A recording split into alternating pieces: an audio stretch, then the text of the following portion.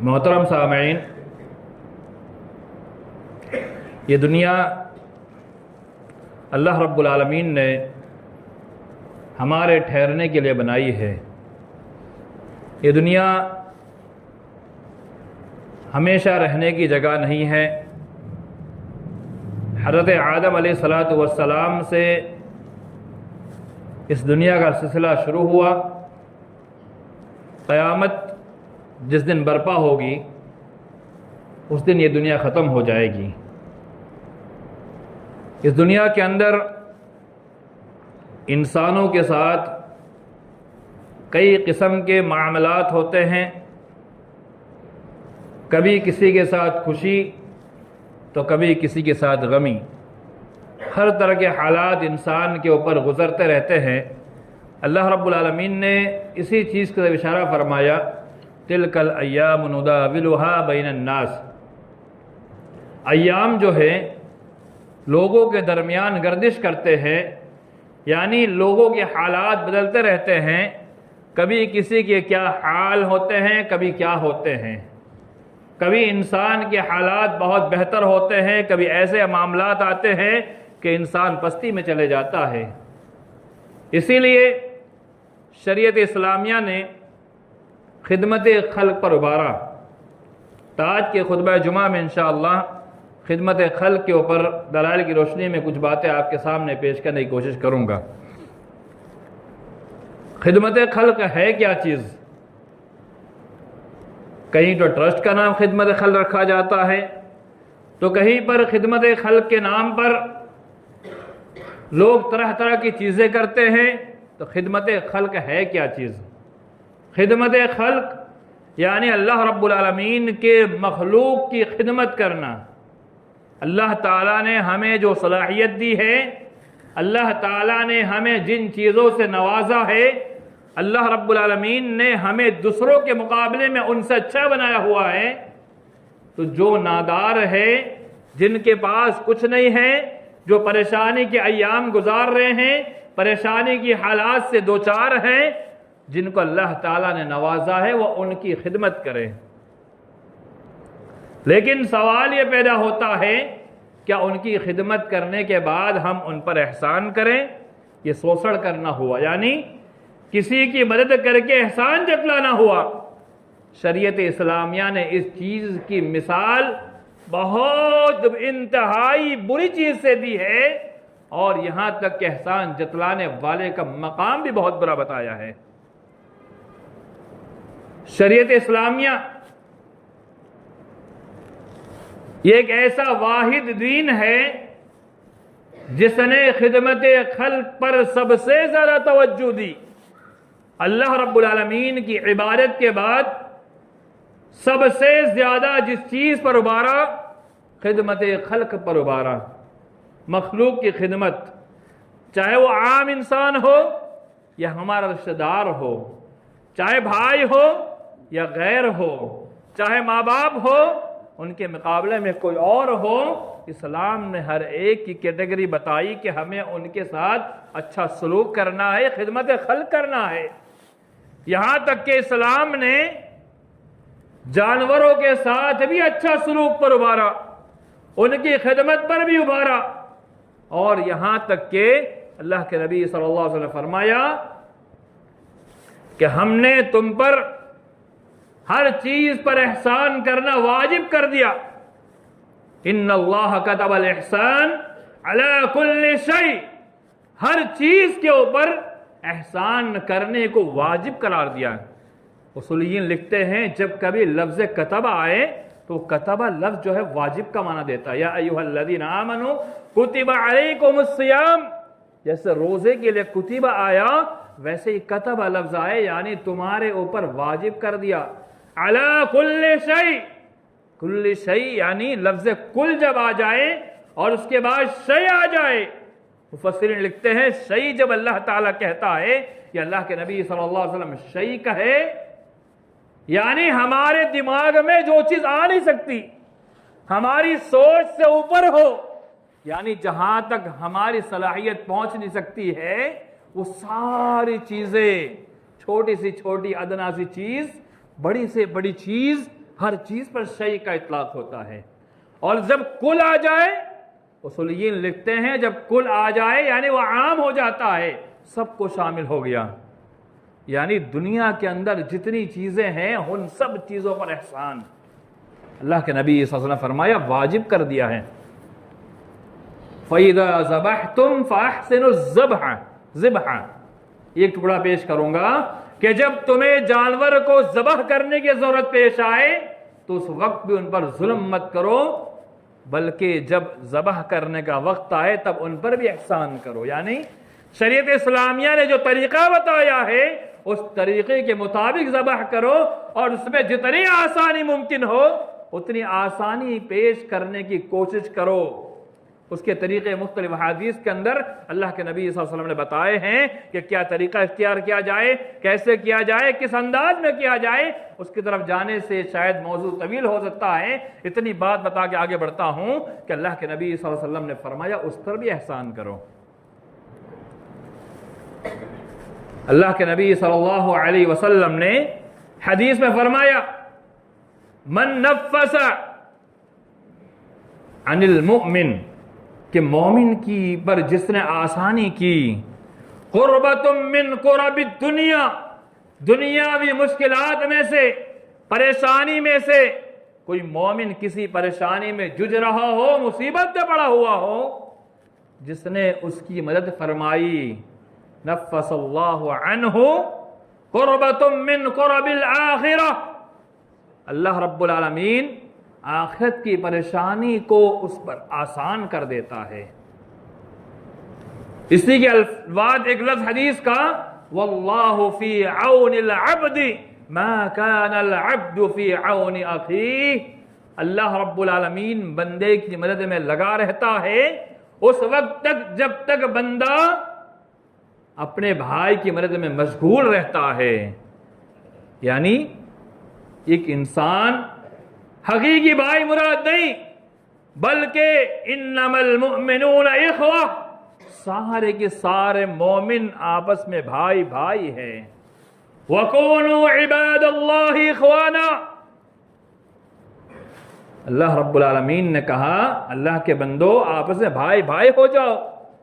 یعنی مومن بھائی جب تک اپنے بھائی کی مدد میں لگا رہتا ہے اللہ تعالیٰ اس کی مدد کرتے رہتا ہے. لیکن جیسے ہی اگر کوئی مومن بندہ اپنے بھائی کی مدد کو چھوڑتا ہے اللہ رب العالمین بھی اپنی مدد اس کے ہٹا لیتا ہے. تو مومن کی مدد کے اندر ہمیشہ لگا رہنا چاہیے. قرآن مجید میں اللہ رب العالمین نے مختلف مقامات پر اس چیز پر ابھارا. سب سے پہلے آپ کے سامنے ایک بہت بڑی بات پیش کروں، یمحق اللہ الربا وَيُرْبِ الصَّدَقَاتِ. آج انسانیت سود کاری کے اندر ملوث نظر آ رہی ہے. مسلمان سودی کاروبار میں نظر آتا ہے. مسلمان پریشانی کی حالت میں ان کے گھر کے اندر کوئی بیمار ہو جائے سود لینے پر مجبور ہو جاتا ہے. اسلام نے کہا یمحق اللہ الربا، اسلام نے سود کو مٹا دیا، ختم کر دیا. تو سود کو منع کر کر کے اس کا دوسرا راستہ بتلایا. وہ راستہ ہم بھول جاتے ہیں. کسی سے کہا جائے بھائی پریشانی میں تھا صدقہ مانگ لیتا، کسی کے پاس مانگ لیتا، کہتا نہیں نہیں مجھے شرم آتی ہے، ارے کیسے مانگ لوں. اسلام نے کہا یمحق اللہ الربا، سود کو ہم نے مٹا دیا، ختم کر دیا، سود نہیں لے سکتے ہو. تو کیا لیں گے؟ وَيُرْبِ الصَّدَقَاتِ، اسلام سود کو ختم کرتا ہے تو صدقات کو بڑھاوا دیتا ہے. اگر پریشانی کی حالت آ جائے، مصیبت آ جائے، تکلیف میں پڑ جائے، کاروبار ڈوب جائے، یا پھر کوئی بیمار ہو جائے، علاج کے لیے اگر مال نہ ہو تو سود کا راستہ اختیار کرنا اسلام نے اسے منع کیا، کہا صدقات کی طرف جاؤ. لیکن آج مسلمانوں پر افسوس ہوتا ہے، صدقات کو تو گندا سمجھتے ہیں، برا سمجھتے ہیں، کہا کیسے رہیں گے، ناک کٹ جائے گی. وہی سود کے معاملے میں پڑھ کر کے زندگی تباہ برباد کر دیتا ہے. اسلام نے ابھارا صدقات کو. لو صدقات اسی لیے رکھے ہیں تاکہ پریشانی کی حالت میں جب انسان مصیبت میں پڑ جائے، کاروبار ڈوب جائے، حالات خراب ہو جائے، بیماری ایسی آ جائے، کہ اس کے اندر لاکھوں کروڑوں کا خرچ ہو رہا ہو، تو ایسی جگہ پر ہمارے معاشرے میں جو صدقات کا نظام چلتا ہے اس سے لے کر انسان کرے۔ صدقات پر اسلام نے ابھارا، اور اللہ رب العالمین نے ایک نظام بنایا، انما الصدقات للفقراء والمساکین۔ یہاں صدقات سے مراد وہ صدقہ عام نہیں بلکہ صدقہ واجبہ، زکوٰۃ مراد ہے۔ اسلام نے ہر امیر آدمی پر 2.5% زکوٰۃ متعین کر دی اور نصاب بنایا ہوا ہے کہ اگر اس کے پاس 7.5 تولہ کے برابر سونا ہو جائے، یا اس زمانے میں چاندی سونا دونوں نصاب چلتا تھا، یعنی اس نصاب کے مطابق مال ہو جائے اور اس پر سال گزر جائے، اب اس کے بعد وہ 2.5% اپنے مال میں سے نکالے اور وہ 2.5% ان پر خرچ کیا جائے جو اللہ رب العالمین نے 8 مصرف اس آیت میں بتائے۔ اسی کے اندر غریب بھی ہے، ضرورت مند محتاج بھی ہے، فقیر بھی ہے، مسافر بھی ہے، اور وہ انسان جو قرض میں مبتلا ہو چکا ہے ایسا انسان بھی ہے۔ لیکن معاشرے کی سچائی تو یہ ہے کہ آج ہمیں اپنے مال سے اتنی محبت ہو چکی ہے، ہائے مال کے اندر ہم مال کو اتنا محبوب ترین چیز سمجھ بیٹھے ہیں کہ سال میں ایک بار 2.5% نکالنا ہمارے لیے مشکل سے مشکل ہوتا جا رہا ہے، جبکہ اللہ رب العالمین نے اسے واجب قرار دیا۔ اس کے مقابلے میں ایک آیت آپ کے سامنے پیش کرتا ہوں، ما سلککم فی سقر قالوا لم نک من المصلین ولم نک نطعم المسکین۔ جہنمیوں سے جب پوچھا جائے گا کہ تم جہنم میں کیوں ڈال دیے گئے، وہ کون سی وجہ تھی، وہ کون سا سبب تھا کہ تم جہنم میں بھیج دیے گئے، وہ کہیں گے ہم نماز نہیں پڑھا کرتے تھے، اور دوسری جو بات کہیں گے وَلَمْ نَكُ نُطْعِمُ الْمِسْكِينَ، ہم مساکین کو کھانا نہیں کھلاتے تھے۔ علماء کرام نے اس بات میں لکھا کہ واجبی چیز اگر نہ کرنے پر انسان کو جہنم کی وعید ہوتی ہے، تو کہاں یہاں پر نماز سے مراد نماز واجبہ 5 وقتہ نماز، اور غریبوں کو کھلانے سے مراد زکوٰۃ۔ اگر کسی نے زکوٰۃ ادا نہیں کی، غریبوں کو نہیں کھلایا، ان میں تقسیم نہیں کیا، تو اس کا ٹھکانہ اللہ رب العالمین نے جو بتایا وہ ٹھکانہ اپنا انسان سمجھ سکتا ہے۔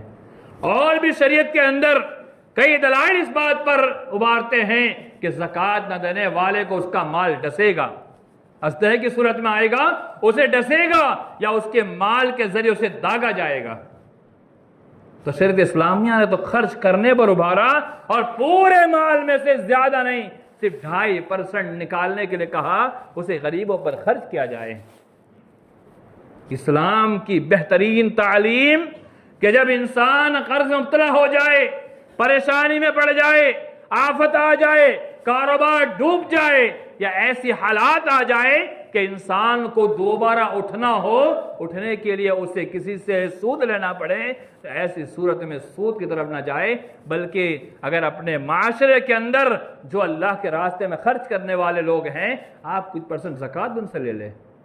لیکن آج مسلمانوں کی حالت بھی یہ ہے کہ زکوٰۃ لینا انہیں شرم آتی ہے، عار محسوس ہوتی ہے، لیکن وہ چیز جس کو لینے پر اللہ رب العالمین نے اعلان جنگ کہا، اعلان جنگ، کہ جو اس عمل کو نہیں چھوڑتے ہیں اور سود کاری میں مبتلا رہتے ہیں، اللہ رب العالمین نے کہا کہ وہ لوگ اللہ اس کے رسول صلی اللہ علیہ وسلم سے جنگ کرنے تیار ہو جائے۔ اللہ اس کے رسول جنگ کیسے ہم جیت سکتے ہیں؟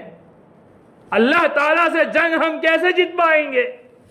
اللہ تعالیٰ سے جنگ کرنا یعنی ہماری تباہی و بربادی ہے، ہم تباہ ہو کے رہ جائیں گے۔ تو شریعت اسلامیہ نے ابھارا ہے کہ اللہ رب العالمین نے جو مال ہم کو دیا ہے اس مال میں سے 2.5% غریب پر خرچ کیا جائے۔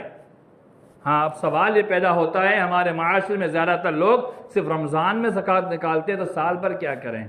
کیا ہمارا کاروبار سال بھر نہیں چلتا ہے؟ کیا ہمارا نصاب رمضان میں پورا ہوتا ہے؟ جب ہمارا ٹرن اوور سال بھر پورا ہوتا رہتا ہے تو میں سمجھتا ہوں کہ صرف رمضان میں ہمارے پاس زکوٰۃ واجب نہیں ہوتی، بلکہ سال بھر ہم پر زکوٰۃ شاید واجب ہو جائے۔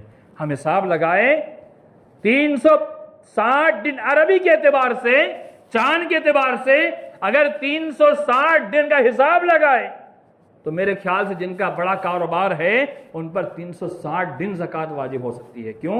उनका हर दिन का टर्नओवर होता है, उनका हर दिन का बड़ा कारोबार होता है, और एक साल पहले जो माल उसका आया उस माल के ऊपर ज़कात उसके बाद फौरन एक साल के बाद वाजिब हो जाती है। जिनका लाखों में करोड़ों में प्रॉफिट और मुनाफा होता है वो सिर्फ रमज़ान के लिए ख़ास नहीं होता, उनका अगर ज़कात का निसाब और हिसाब लिया जाए तो मेरे ख्याल से साल भर उनकी ज़कात चालू रह जाएगी।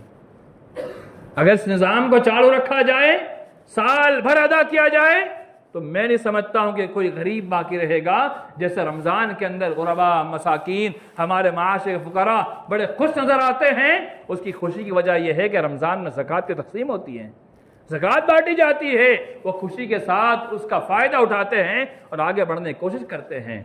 अगर साल भर ये निसाब चलता रहे, निज़ाम चलता रहे, तो हज़रत उमर बिन अब्दुल अजीज़ के ज़माने में जैसे अफ्रीका तक ज़कात लेने वाले बाकी नहीं थे, तो ऐसा ही दिन आएगा कि ज़कात लेने वाले ख़त्म हो जाएंगे और देने वाले सैकड़ों हज़ारों करोड़ों रहेंगे। अभी हालत यह है कि देने वाले कम, लेने वाले ज़्यादा है। अभी देने वाले कम, लेने वाले ज़्यादा है।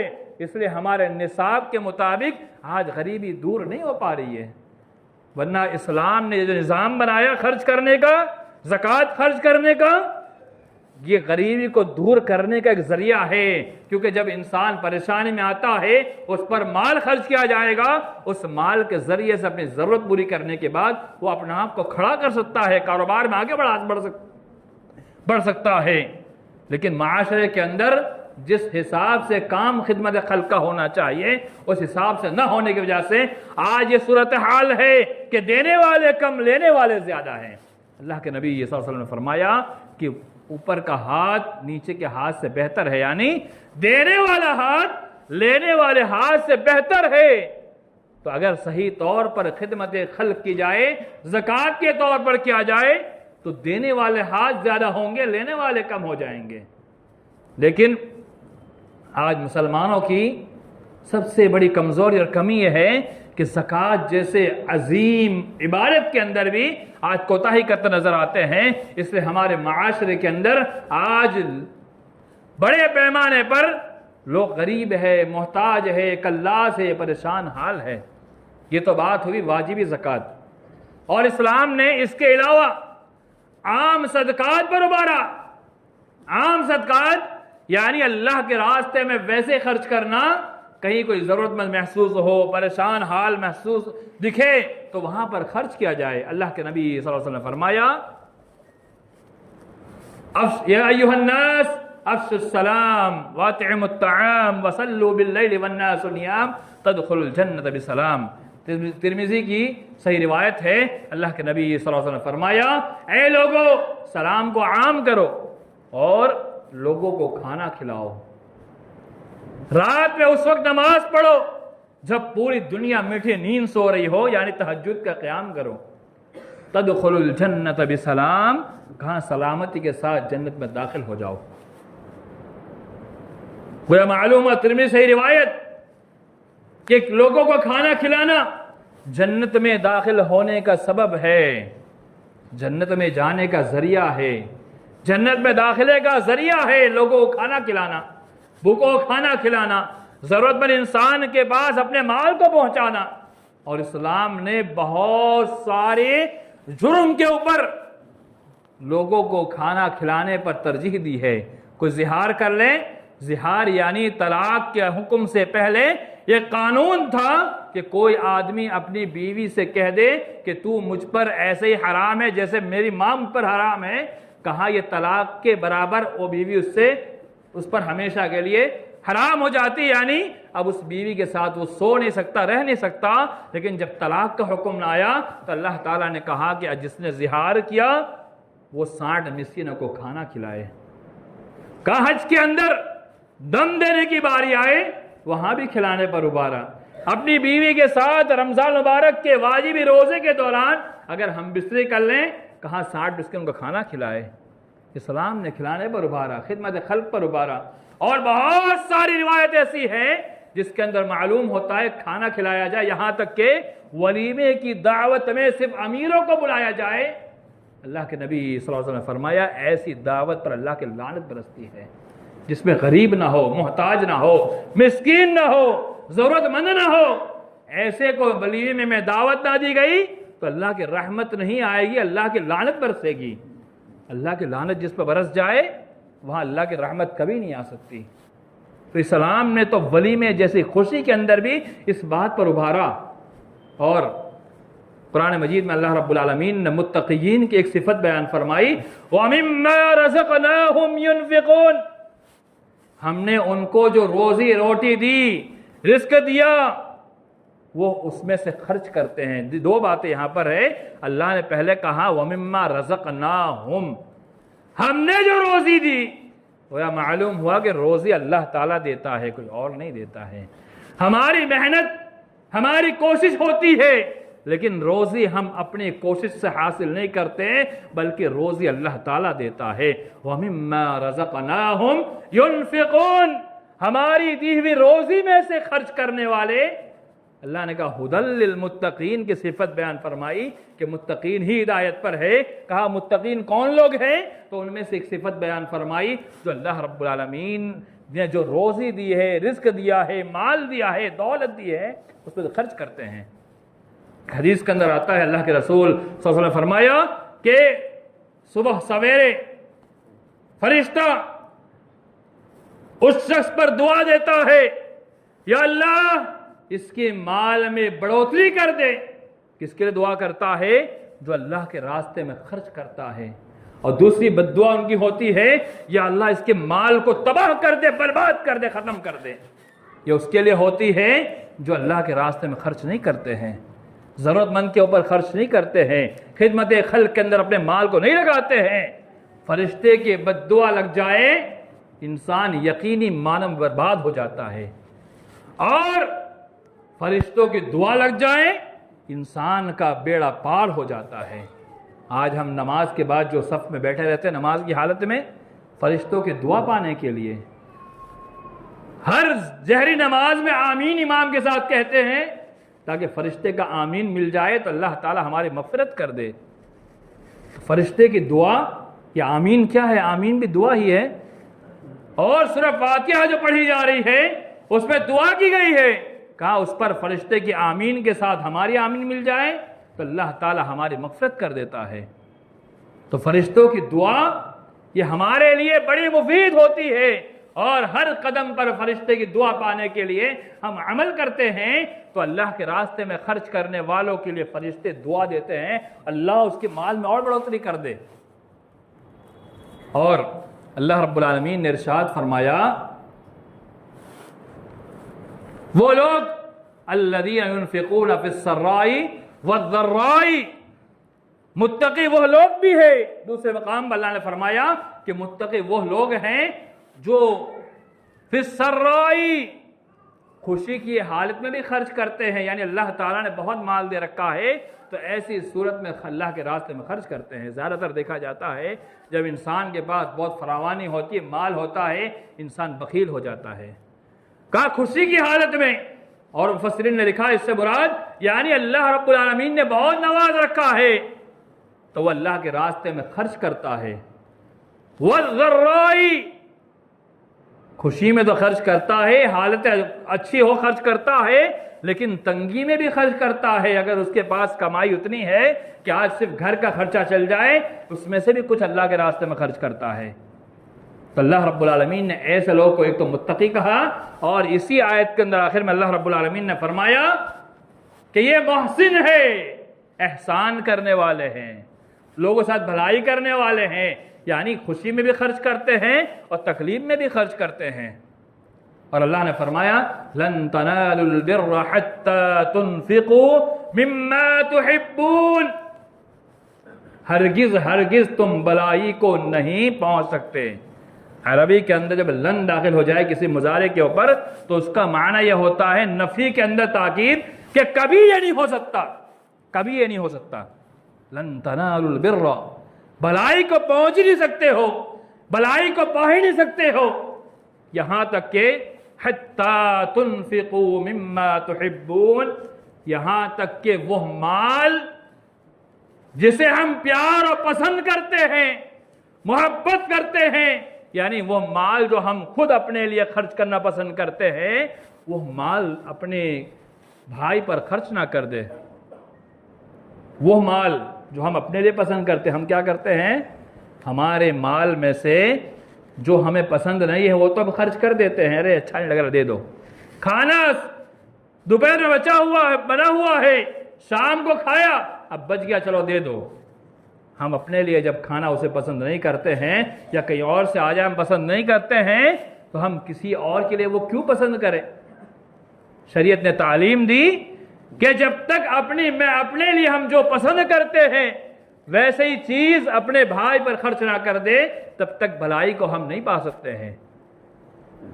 ہمارے لیے محبوب ترین چیز ہم جو ہے وہ اپنے بھائی پر ہم خرچ کریں۔ اللہ نے ارشاد فرمایا لیس البر ان تولوا وجوهکم قبل المشرق والمغرب ولكن البر من آمن باللہ۔ اللہ نے کہا کہ بھلائی صرف یہ نہیں ہے کہ قبلہ مشرق والمغرب، یعنی یا تو بیت المقدس جب قبلہ تھا اور ادھر سے قبلہ ہو گیا کعبۃ اللہ کی طرف، صرف منہ الٹ پلٹ کرنے کا نام بھلائی نہیں ہے۔ وَلَكِنَّ الْبِرَّ مَنْ آمَنَ بِاللَّهِ وَالْيَوْمِ الْآخِرِ وَالْمَلَائِكَةِ وَالْكِتَابِ وَالنَّبِيِّينَ، کہاں بھلائی یہ بھی ہے اللہ پر ایمان لانا، یوم آخرت پر ایمان لانا، فرشتوں پر ایمان لانا، والکتاب والنبیین، اللہ کے آسمان سے اتاری کتابوں پر ایمان لانا اور نبیوں پر ایمان لانا۔ اس کو اللہ نے فرمایا وَآتَ الْمَالَ عَلَى حُبِّهِ ذَوِي الْقُرْبَى وَالْيَتَامَى وَالْمَسَاكِينَ، کہ بھلائی اور ایک یہ بھی ہے، یعنی نیکی کے کام تم یہ صرف مت سمجھو کہ نماز پڑھ لیا نیکی حاصل کر لی، کہا نیکی نماز کے علاوہ میں اندر بھی ہے اور نماز کے علاوہ میں بھی نیکی ہے۔ وہ کیا ہے؟ وَآتَ ذِي الْقُرْبَى، اللہ نے مختلف مقامات پر اس کا اشارہ کیا، ان میں سے یہاں پر وَآتَ الْمَالَ عَلَى حُبِّهِ ذَوِي الْقُرْبَى، اپنا وہ مال جو اللہ رب العالمین نے ہمیں عطا کیا ہوا ہے وہ قرابت داروں میں خرچ کرنا۔ اس سے پہلے ایک آیت آپ کے سامنے پیش کر دوں، يَسْأَلُونَكَ مَاذَا يُنْفِقُونَ قُلْ مَا أَنفَقْتُم مِّنْ خَيْرٍ فَلِلْوَالِدَيْنِ وَالْأَقْرَبِينَ۔ اللہ نے کہا کہ وہ آپ سے سوال کرتے ہیں، پوچھتے ہیں کہ مال خرچ کرنے کا مصرف کیا ہے، کہاں خرچ کیا جائے؟ اللہ نے کہا آپ کہیے، قل، اللہ کے نبی صلی اللہ علیہ وسلم آپ کہہ دیجئے، ما انفقتم من خیر، بہترین جگہ خرچ کرنے کی، فللوالدین، تمہارے ماں باپ ہے۔ یہ وہ مال جو اللہ رب العالمین نے ہمیں عطا کیا ہے، وہ مال زکوٰۃ کے طور پر نہیں، کیونکہ ماں باپ کو زکوٰۃ دینا جائز نہیں ہے۔ کوئی انسان جس کے ماں باپ غریب ہو، پریشانی میں ہو، ان پر زکوٰۃ نہیں خرچ کر سکتے، زکوٰۃ ان کا حق نہیں ہے۔ ان پر وہ مال خرچ کیا جائے گا جو ہم اپنے لیے خرچ کرتے ہیں، اپنے بیوی بچوں پر خرچ کرتے ہیں۔ اپنے لیے جو مال ہم خرچ کرتے ہیں وہی مال اپنے ماں باپ پر خرچ کیا جائے گا۔ کہا پہلا حقدار جو ہے ماں باپ ہے، لیکن معاشرے کے اندر لٹایا ضرور جاتا ہے، خرچ ضرور کیا جاتا ہے، لیکن جب ماں باپ کی بات آتی ہے بیچارہ باپ رو رہا ہے، پریشان ہے، محلے میں جا کر کے، بازار میں جا کر کے کہتا ہے میرے بچے کو سمجھاؤ، وہ ہم پر خرچ نہیں کرتا۔ ماں پریشان ہے کہ ہم نے اس کو پالا بڑا کیا، کھلایا پلایا، سب کچھ کیا، جب ضرورت پڑی ہمارے پر خرچ کرنے کی تو اب ہم پر خرچ نہیں کرتا۔ اللہ نے کہا کہ سب سے پہلا حق جو ہے خرچ کرنے کا وہ تمہارے ماں باپ ہے۔ ماں باپ کے بعد جو درجہ آتا ہے وہ قرابت داروں کا آتا ہے۔ قرابت داروں میں کون کون لوگ ہیں اس کی فہرست بھی سمجھنا ضروری ہے۔ آج بھائی تو بیچارہ پریشانی میں دن گزارتا ہے اور ہمارا خرچ جو ہے دنیا مافیہ میں ہوتا ہے۔ اللہ نے کہا ان اللہ یأمر بالعدل والاحسان وایتاء ذی القربى، کہ اللہ تعالیٰ تم کو حکم دیتا ہے احسان کرنے کا، عدل کرنے کا اور قرابت داروں پر مال خرچ کرنے کا حکم دیتا ہے۔ تو قرابت داروں میں کون کون داخل ہے؟ کہاں قرابت داروں میں بھائی بہن، قرابت داروں میں جو ہمارے نسبی رشتہ دار ہے، قریبی رشتہ دار ہے، چچا، یہ سارے کے سارے لوگ قریبی رشتہ داروں میں پھوپھی، ماما، سسرالی وہ رشتے جو ہمارے ابا کی جانب سے یا جو ہمارے ذاتی رشتے ہوتے ہیں، یعنی نانا کی طرف سے جو رشتہ داری ماموں اور دادا کی طرف سے وہ رشتے چاچا، بھائی، بہن، یہ قریب رشتہ داروں میں آتے ہیں۔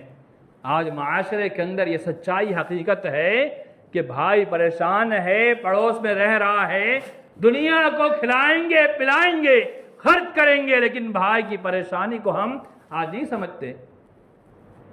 اللہ نے کہا ماں باپ کے بعد جو پہلا خرچ کرنے کی مصرف ہے، جگہ ہے، وہ اقارب ہے، رشتہ دار ہے۔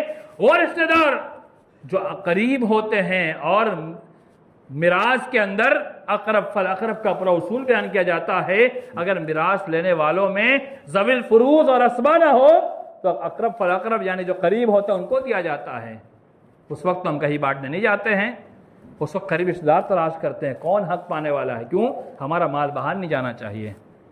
تو خرچ کرنے کے معاملے میں اللہ تعالیٰ نے اصول بنایا کہ سب سے پہلے جو خرچ کیا جائے گا ماں باپ پر خرچ کیا جائے گا، اس کے بعد اپنے بھائی بہن پر اور اپنے پھوپھی پر، چاچا پر، ماموں پر، ان پر خرچ کیا جائے گا جو ہمارے قریبی لوگ ہیں۔ ان کو پریشانی میں دیکھ کر ہمیں خوشی میسر ہوتی ہے نا، یہ خوشی حقیقت میں خوشی نہیں ہے، یہ بڑی غمی ہے، تکلیف کی بات ہے کہ اپنا بھائی ڈوب رہا ہے، بھائی پریشانی میں ہے، بھائی کے ساتھ حالات آ رہے ہیں اور ہم دنیا کو لٹائے بھائی کو بھول جائے، یہ کوئی خوشی کی بات نہیں میرے مان والے بھائی۔ اسلام نے اس بات پر ابھارا ہے کہ اپنے قریب رشتہ داروں پر اپنے مال میں سے خرچ کرنا یہ بھلائی ہے، نیکی کا کام ہے، ثواب کا کام ہے، اور اس سے بڑی ثواب کا کام کیا ہو سکتا ہے کہ جس پر اللہ تعالیٰ خود کہتے ہیں وَلَكِنَّ الْبِرَّ کہہ دے، لیکن بھلائی یہ بھی ہے کہ اپنے مال کو قریب رشتہ داروں پر خرچ کیا جائے، وَالْيَتَامَى یتیموں پر خرچ کیا جائے۔ یتیم کا بال تو آج لوگ ہڑپ لیتے ہیں، اسلام نے تو خرچ کرنے پر ابھارا، یتیم بچہ ہو، پریشانی میں ہو، مصیبت میں ہو، اس پر خرچ کیا جائے، بیوہ کا خیال رکھا جائے۔ آج کل زیادہ تر زنا کاری کے معاملات بڑھتے جا رہے ہیں، اس کی کیا وجہ ہے؟ زیادہ تر زنا کاری کے معاملات بڑھ رہے ہیں، اس کی ایک بنیادی وجہ یہ ہے جس عورت کا شوہر انتقال ہو جاتا ہے، ابھی اس کے بچے وغیرہ یا چھوٹے ہوتے ہیں یا پھر نہیں ہوتے ہیں، تو اس کے پاس کوئی آپشن نہیں ہوتا ہے، تو وہ دوسرے برے کام میں ملوث ہو جاتی ہے۔ اگر اسلام کا بنایا ہوا نظام، اسلام کا بنایا ہوا طریقہ اپنا لیا جائے کہ ایسے لوگوں پر خرچ کیا جائے، اللہ نے ہمیں جو مال دیا ہے اس مال میں سے اللہ کی رضا کے لیے، دنیا چاہت کے لیے نہیں، اس پر خرچ کیا جائے، وہ بھی کسی عورت کے ذریعے سے وہاں پہ پہنچا دیا جائے، کیونکہ یہاں بھی ایک شک پیدا ہونے والا معاملہ آتا ہے، یا پھر یہاں پر شیطان کے بھڑکانے کی وجہ بن سکتی ہے۔ اگر نوجوان خود جا کے دیتے ہیں، شاید محلے کے لوگ شک کریں۔ ایسے بہت سارے واقعات ہوتے ہیں کہ کوئی اللہ کے لیے اگر اس کے بعد خرچ کرنے جاتا ہے، لوگ غلط نظر سے دیکھنے لگتے ہیں کہ اس کا چکر ہے، معاملہ ہے، یہ ہے، وہ ہے، تو کسی خاتون کے، اپنی گھر کی خاتون کے ذریعے سے وہاں پہنچا دیا جائے تاکہ کسی قسم کا شک نہ ہو۔ کیوں؟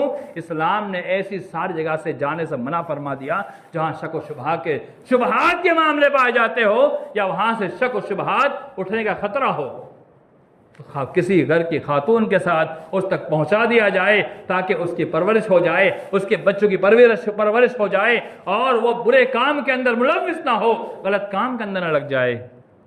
اور بہت سارے شریعت کے اندر، قرآن مجید کے اندر اللہ رب العالمین نے غریبوں پر، مسکینوں پر، فقیروں پر عام خرچ کرنے پر ابھارا ہے۔ اور اب یہ موسم، ٹھنڈی کا موسم آ رہا ہے، ٹھنڈی چل بھی رہی ہے، کبھی گرمی کبھی ٹھنڈی، ہر طرح کے حالات بن رہے ہیں۔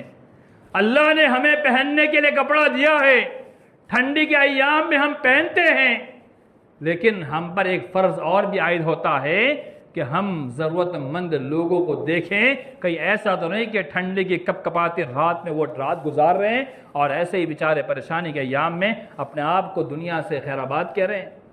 اللہ کیا ہمیں اس کا حساب دینا ہوگا. اللہ نے جو ہمیں اللہ نے مال دے رکھا ہے اس مال کا حساب دینا ہوگا. پچھلے جمعہ کو جو حدیث پیش کی تھی لا تزول قدم عبد یوم القیامہ، قیامت کے دن بندوں کے دونوں قدم جہاں ہوں گے وہیں ٹھہر جائیں گے. اگر بندہ چاہے گا میں آگے بڑھاؤں وہ آگے نہیں بڑھا پائے گا یہاں تک کہ اس سے 5 سوال نہ ہو جائے.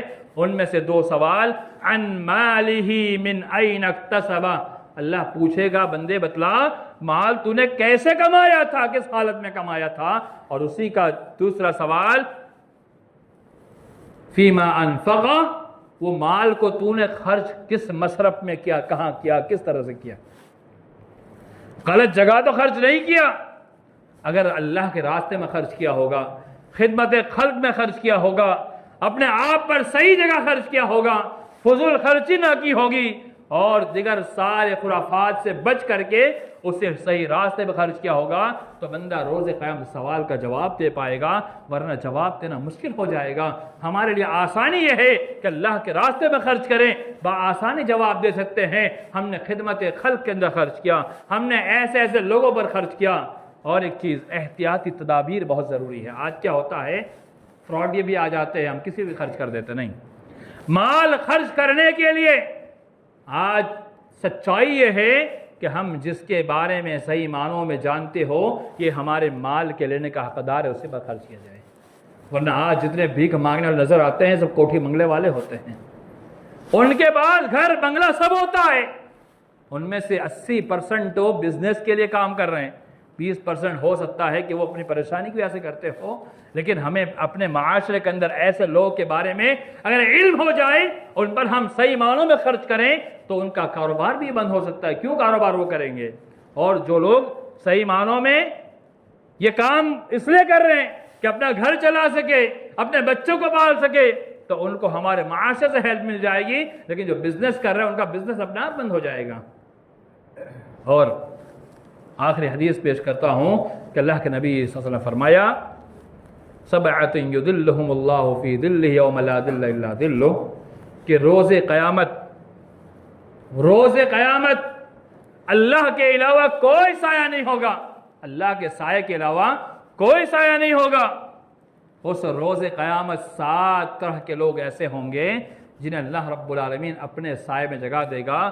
ان میں سے ایک انسان وہ ہوگا ان تصدقہ، کہ وہ صدقہ کرتا ہو، اللہ کے راستے مال خرچ کرتا ہو. اور مال بھی کیسے خرچ کرتا ہو؟ حدیث کے اندر اللہ کے رسول نے بتایا صلی اللہ علیہ وسلم کہ اپنے دائیں ہاتھ سے خرچ کر رہا ہے اس کے بائیں ہاتھ کو ہی پتہ نہ چلے. یعنی بہت بڑی تعبیر ہے. دیکھیں اللہ کے رسول عربی کے ایسے جملے استعمال کرتے تھے جس میں کئی معنی ہو. کہاں اپنے دائیں ہاتھ نے کیا خرچ کیا اس کا بائیں ہاتھ بھی نہ جان پائے. یعنی اتنے پوشیدہ طور پر خرچ کیا جائے کہ اس یہ بات کسی تک نہ پہنچ پائے. اس پہ 2 چیز آتی ہے. قرآن میں اللہ رب العالمین نے اشارہ کیا کہ ظاہری بھی خرچ کرو اور باطنی بھی خرچ کرو. 2 چیزیں میں تھوڑی وضاحت کروں گا. اس کا مطلب یہ ہے کہ تم اگر کسی پر خرچ کرتے ہو اس کو ذلیل مت کرو، دنیا کے سامنے مت بتاؤ کہ ہم نے اس کے اوپر خرچ کیا ہے، ہمارے احسان پر دبا ہوا ہے، اس پر تو ہم نے خرچ کیا تھا، آج ہم سے اوپر کاروبار میں جا رہا ہے، کل یہی تھا جس کے اوپر ہم خرچ کرتے تھے. یہ فضل اللہ کا ہے، ہم تو صرف مدد کا ذریعہ بنے ہوئے ہیں. اللہ جس کو چاہتا ہے منٹوں سیکنڈوں کے اندر کروڑ پتی بنا دیتا ہے. اللہ جسے چاہتا ہے مال و دولت کی فراوانی سے نواز دیتا ہے. یہ اللہ کے ہاتھ میں ہے. اللہ تعالیٰ نے ہمیں ایک ذریعہ بنایا ہے، کسی مفلس پریشان حال پریشانی کے عالم میں ہے اس تک اپنے مال کو پہنچانے کا ذریعہ اللہ نے بنایا ہوا ہے. اور ظاہری خرچ کرنا اس کا مطلب یہ نہیں ہے کہ اس کو ذلیل کر خرچ کیا جائے. کہا دوسرے 10 لوگ دیکھ کر اللہ کے راستے میں خرچ کرنے پر ان کو اکساہٹ ہو، ابھارا جائے. ہم کسی کو پیسہ دے رہے ہیں، 2 لوگ کو اس نیت سے دکھایا جاتا ہے کہ ہم خرچ کریں تم بھی خرچ کرو. جیسے ایک ہوتا ہے نا کہ کبھی بولی لگتی ہے کہ چلو کون کتنا روپیہ دے گا، کس نے 25,000 روپیہ دے دیا. اس کے اندر اکساہٹ پیدا ہوتی ہے، ارے میرے پاس سے زیادہ مال ہے میں کیوں نہ دوں، چلو میری طرف 50,000 میں لکھ لو، میری طرف سے 1,00,000 روپیہ لکھ لو. ایسا عموماً چندہ ہوتا ہے نا کہ کون اس سے زیادہ دے گا، کون زیادہ دے گا. تو یہ طریقہ اس لیے ہوتا ہے تاکہ لوگوں کو ابھارا جائے، خرچ کرنے پر آمادہ کیا جائے۔ اسلام نے ساری تدابیر بھی اپنائی، احتیاط پر بھی تعلیم دی، اور ساتھ ساتھ میں اس چیز کی بھی تعلیم دی کہ لوگوں پر فخر کرنے کے علاوہ، کسی کو ذلیل کرنے کے علاوہ، احسان جتلانے کے علاوہ اعلانیہ خرچ اس لیے کیا جائے تاکہ معاشرے کے دوسرے لوگ بھی خرچ کرنے میں آگے بڑھے۔ کنجوسی کو اسلام نے کسی بھی طور پر پسند نہیں فرمایا، یہاں تک کہ اللہ رب العالمین نے یہ بڑی صفت بیان فرمائی۔ ایک صحابی رسول حضرت طلحہ کے بارے میں آتا ہے کہ اللہ کے رسول نے کہا کہ ہمارے مہمان آئے ہیں، کون اسے کھلائے گا؟ اللہ کے رسول کے گھر میں کچھ نہیں، دیگر صحابہ کے پاس کچھ نہیں۔ ایک صحابی کھڑے ہوتے کہا میرا مہمان بن جائیں گے، میرے مہمان بن جائیں گے۔ گھر میں گئے، کہا بیوی نے کہ اتنا ہی کھانا ہے کہ ایک بندہ کھا سکے، دوسرا نہیں کھا سکتا۔ انہوں نے کہا جب مہمان کھانے بیٹھ جائے تو جو روشنائی جلی ہوئی ہے اسے بند کر دینا تاکہ مہمان کو احساس نہ ہو کہ خالی وہ کھا رہا ہے اور میں نہیں کھا رہا ہوں۔ روشنائی بجھا دی گئی اور جو بھی کچھ تھا وہ سب بند کر دیا گیا۔ مہمان نے اکیلے کھایا، میزبان نے کچھ نہیں کھایا۔ اللہ رب العالمین نے قرآن مجید کے اندر آیت نازل فرما دی۔ اللہ کے نبی صلی اللہ علیہ وسلم نے پوچھا کہ کیا ماجرا ہے کہ تمہارے بارے میں اللہ تعالیٰ نے آیت نازل فرما دی؟ وَيُؤْثِرُونَ عَلَىٰ أَنفُسِهِمْ وَلَوْ كَانَ بِهِمْ خَصَاصَةٌ۔ قرآن نے کہا کہ وہ لوگ خود پریشانی میں ہے، محتاجگی کے اندر ہے، ان کے پاس کھانے کے لیے لقمہ بھی نہیں ہے، لیکن اپنے آپ پر دوسروں کو ترجیح دے رہے ہیں۔ کہا تمہارے بارے میں آیت نازل فرمائی، کیا معاملہ ہے؟ صحابی رسول نے اللہ کے رسول صلی اللہ علیہ وسلم کے پاس یہ پورا واقعہ بیان کیا کہ جب میں گھر میں گیا تو میرے گھر میں سوائے اتنا کھانا تھا جتنا ایک انسان کھا سکے، دوسرا نہیں کھا سکتا ہے۔ کہا میں نے مہمان کو کھلا دیا، ہم پورے پریوار رات میں بھوکے سو گئے۔ اللہ تعالیٰ نے قرآن مجید کی آیت نازل فرما دی وَيُؤْثِرُونَ عَلَىٰ أَنفُسِهِمْ وَلَوْ كَانَ بِهِمْ خَصَاصَةٌ۔ وہ خود پریشانی کے اندر ہے، وہ خود محتاجی کے اندر ہے، ان کے پاس کھانے کے لیے کچھ نہیں ہے، لیکن اس کے باوجود بھی وہ اپنے بھائی کے اوپر خرچ کرتے ہیں۔ یہ ہے اسلام کی تعلیم اور اسلام کی طرف سے بتایا ہوا طریقہ ہے۔